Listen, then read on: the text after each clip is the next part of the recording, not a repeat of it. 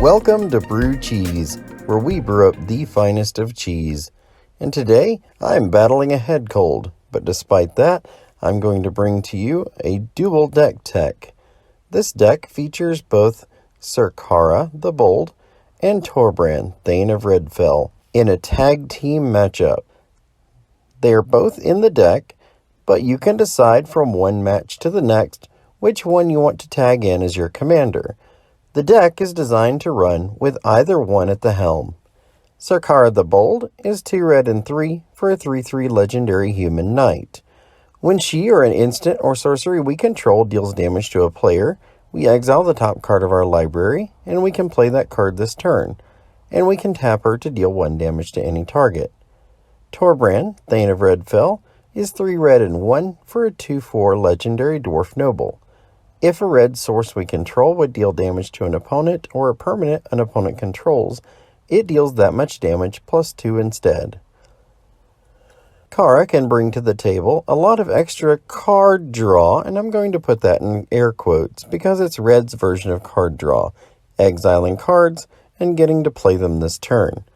Torbran simply adds 2 to every instance of damage our red sources do, which includes Carah's ping ability.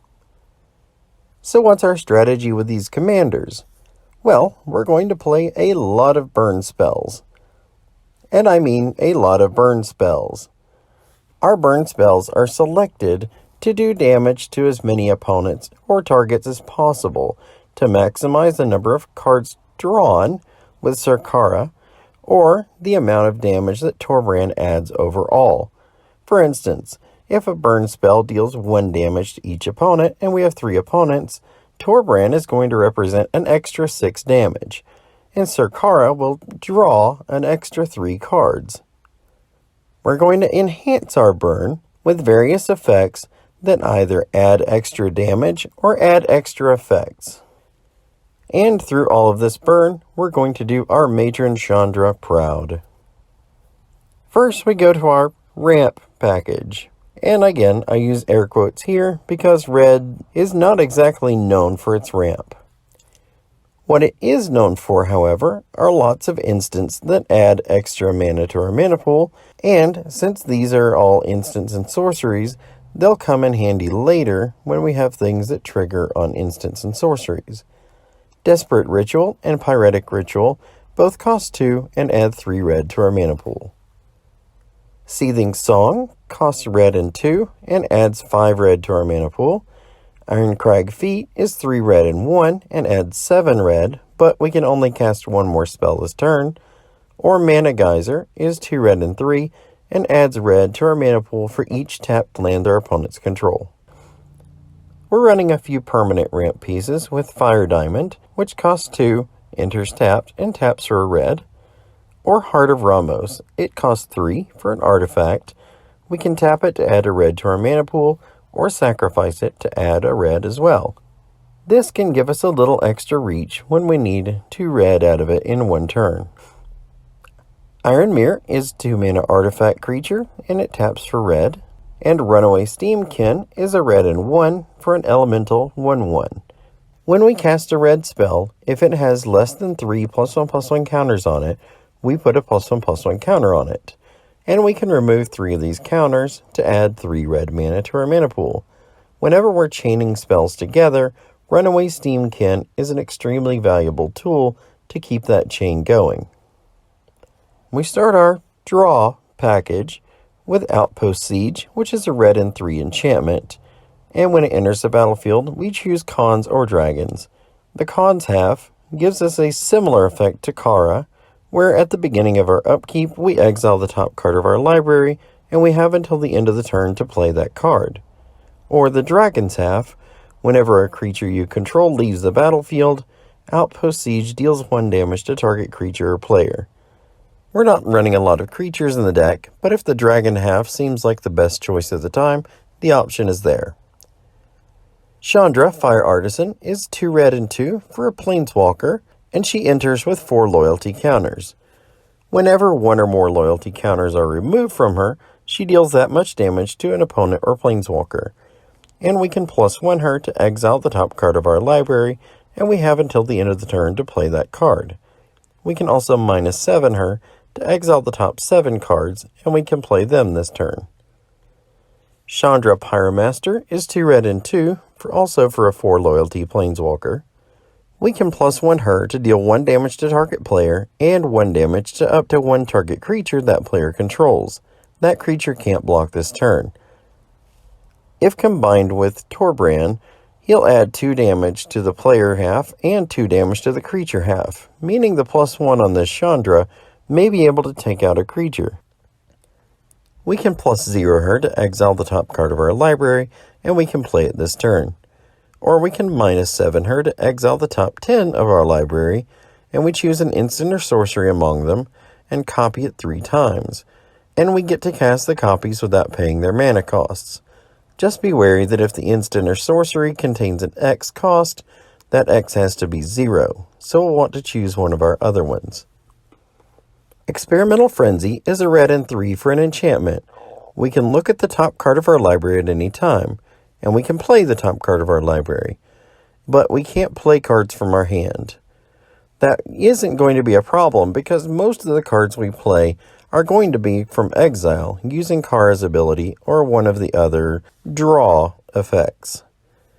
We can also pay 3 in a red to destroy Experimental Frenzy for when we've built up cards in our hand and want to use them. Geir Ferrari is a 4-mana artifact, and it says that each player may play an additional land on each of their turns. And at the beginning of each player's upkeep, if they have no cards in hand, that player draws 3 cards. It's very likely that we may be empty-handed at several times, so we'll get good use out of the second half. And also, we'll have several lands exiled with our various other draw effects, so getting to play an extra one a turn can ramp us better than our opponents will from this card. There's also Galvanoth. It's 2 red and 3 for a 3/3 beast. At the beginning of our upkeep, we can look at the top card of our library. If it's an instant or sorcery card, we can cast it without paying its mana cost. As mentioned, we're running a lot of burn in the deck. Chandras Fury is a red and 4 for an instant, and it deals 4 damage to a player and 1 damage to each creature that player controls. Torbran especially likes these types of effects, because that means 6 damage to a player and 3 damage to each creature that player controls. Radiating Lightning is a red and 3, deals 3 damage to a player and 1 damage to each creature that player controls. And Flame Wave is 4 red and 3 to deal 4 damage to target player and each creature he or she controls. Although all 3 of these effects only deal damage to a single player and Kara will only draw us 1 card, Torbran likes this a little bit better. Scorching Barrage is a red and 4 for an instant, and it deals 5 damage to target creature. And then if at least 3 red mana was spent to cast the spell, it also deals 3 damage to that creature's controller. We are very likely going to get adamant on this card, so if we have Torbran out, then this represents 7 damage to a creature and 5 damage to its controller. Price of Progress is a red and 1 for an instant. It deals damage to each player equal to twice the number of non-basic lands that player controls. We're going to be immune to this as we're running nothing but basic mountains. And Flame Rift is a red and 1 for a sorcery, and it deals 4 damage to each player. Both of these effects Kara likes because they hit all players, meaning we'll draw multiple cards. And Torbran makes what are normally symmetrical burn effects like Flame Rift an asymmetrical effect, because he'll convert this to 6 damage to each of our opponents and 4 to us. Corvettes Fury is a red and 4 for a sorcery. For each player, we choose friend or foe. Each friend discards the cards in their hand and then draws that many +1. And then it deals damage to each foe equal to the number of cards in their hand. This is a great way to get rid of things that you can't really use at the time. Reign of Embers is a red and 1 for a sorcery, and it deals 1 damage to each creature and each player. Slag Storm is 2 red and 1, and we can choose to have it either deal 3 damage to each creature or 3 damage to each player. Volcanic Fallout is 2 red and 1 for an instant. It can't be countered, and it deals 2 damage to each creature and each player. Kara likes these because it's damage to each player, while Torbran likes these because he can make them more asymmetrical. 3 damage to each opponent's creatures with Rain of Embers, for instance, can often wipe out a large chunk. And 5 damage with something like Slag Storm can definitely wipe out a large amount of our opponent's creatures. Volcanic Spray is a red and 1 for a sorcery. It deals 1 damage to each creature without flying and each player. It also has a flashback cost of a red and 1, meaning we can repeat this for extra value. Steam Blast is a red and 2 for a sorcery, and it deals 2 damage to each creature and each player. Grape Shot is a red and 1 for a sorcery. It deals 1 damage to target creature or player, and it has Storm. Both of our commanders especially like this card, because Carah will draw us a card for every player hit with every instance of Grape Shot, while Torbran will add 2 to every instance of Grape Shot. Jaya's Immolating Inferno is 2 red and X for a legendary sorcery, which means we have to have out a legendary creature or planeswalker to be able to cast it. It deals X damage to each of up to 3 targets, meaning we can hit each of our opponents for a low cost. Sundering Stroke is a red and 6, and it deals 7 damage divided as we choose among 1, 2, or 3 targets. If at least 7 red mana was spent to cast it, then it instead deals 7 damage to each of those targets. And Fall of the Titans is a red and double X, although if we've cast another spell before it this turn, we can pay just a red and X for it, and it deals X damage to each of up to 2 target creatures and or players. Hitting all of our opponents, or 2 of them in the case of Fall of the Titans, is amazing value because we can pump a lot of mana into this and either draw extra cards with Carah or do extra damage with Torbran. Titan's Revenge is 2 red and X for a sorcery, and it deals X damage to target creature or player, and we clash with an opponent. If that's a mechanic you've not seen before, that's where you and the opponent flip over the top card of your library. Whoever has the higher casting cost on top wins the clash. And if you win, return Titan's Revenge to its owner's hand. So there is the potential that you can recast the spell and get extra value out of it. Fanning the Flames is 2 red and X, and it has a buyback cost of 3, meaning we can pay 3 into it to return it to our hand as it resolves instead of putting it in our graveyard. And it deals X damage to target creature or player. Even if we can't pump a lot into X, this is an extra card draw from Carah every round, or Torbran can help offset that 3 cost by adding 2 to the damage, meaning we only really lose 1 damage from not being able to pay that extra 3. Cerebral Eruption is 2 red and 2 for a sorcery, and target opponent reveals the top card of their library. And then Cerebral Eruption deals damage equal to the revealed card's CMC to that player and each creature he or she controls. If a land was revealed this way, we return Cerebral Eruption to our hand. This can be particularly nice as we have quite a few things in the deck that trigger whenever we cast an instant or sorcery, so even if we whiff, we're still getting great value out of this. Speaking of getting great value, Volcanic Vision is 2 red and 5 for a sorcery. We return an instant or sorcery from our graveyard to our hand, and then Volcanic Vision deals damage equal to that card's CMC to each creature our opponents control. We exile Volcanic Vision afterward. Comet Storm is 2 red and X, and it has a multi-kicker cost of 1, meaning we can pay an additional 1 any number of times we want as a part of casting the spell. We choose target creature or player, and then choose another target creature or player for each time Comet Storm was kicked, and it deals X damage to each of them. This is another card that both Carah and Torbran really like. Carah likes that we can target multiple players, and Torbran likes that we can offset the multi-kicker cost by having him add 2 to the damage. Rolling Thunder is 2 red and X for a sorcery, and it deals X damage divided as we choose among any number of target creatures and or players. One nice thing about Rolling Thunder is that we can choose 2 less than the actual damage needed to destroy something if we're using Torbran as our commander. Since he'll add 2 to the damage, meaning we can destroy a wider number of creatures. We're running a few effects to add a little extra oomph to our burn spells. Fire Servant is 2 red and 3 for a 4/3 elemental. If a red instant or sorcery we control would deal damage, it deals double that damage instead. Pyromancer's Gauntlet is 5 mana for an artifact, and it says if a red instant or sorcery or a planeswalker we control would deal damage to a permanent or player, it deals that much damage plus 2 instead. Embermaw Hellion is 2 red and 3 for a 4/5 Hellion with trample, and it adds 1 to all other red sources of damage we control. Jaya, Venerated Fire Mage, is a red and 4 for a 5 loyalty legendary planeswalker Jaya. If another red source we control would deal damage to a permanent or player, it deals that much damage plus 1 instead. We can also -2 her to deal 2 damage to any target.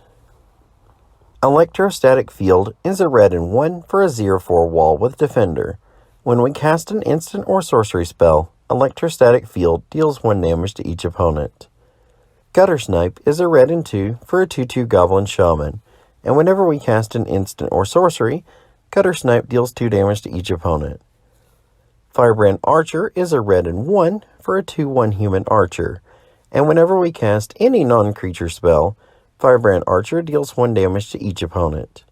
Although Kara doesn't trigger on any of these effects because she only likes instants and sorceries, or her own ability, Torbran will add an extra 2 to each of these effects, meaning that Electrostatic Field and Firebrand Archer deal an extra 3 to each opponent, and Gutter Snipe an extra 4.